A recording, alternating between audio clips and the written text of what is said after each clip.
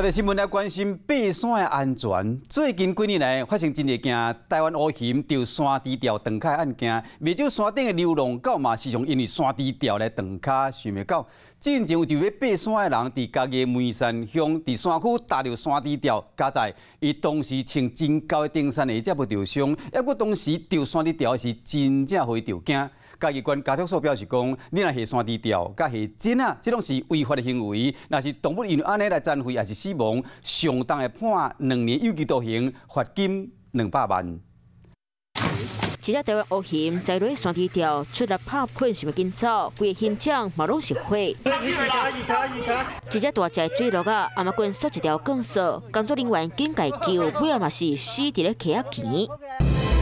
一只搁一只脚断起野狗，全部拢是山猪条害的。想不到即马嘛有人爬山时无细力去打着山猪条。听到那个小狗的哀鸣叫，在找狗的时候，廖先生找到一个，那我是踩到这个山猪条。但是这个陈先生当时的地点就伫咧嘉义县梅山乡二尖山山顶，陪同的山友看到这个画面，嘛拢感觉真可怕。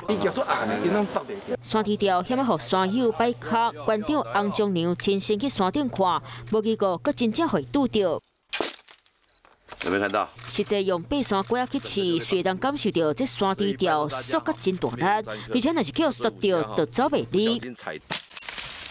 若是大人想要透开，这山猪条地愈缩愈暗，尾仔更缩地走要去皮包内底。加在即摆无细力打着生蛋的山友，有穿爬山鞋仔保护，才无会着伤。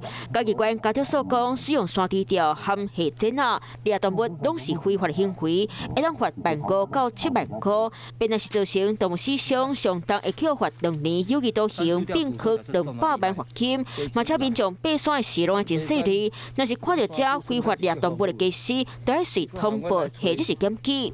晚间9点，邀请您与世界同步，60分钟掌握全球脉动。What News 9，陈雅玲世界晚报给您崭新视野。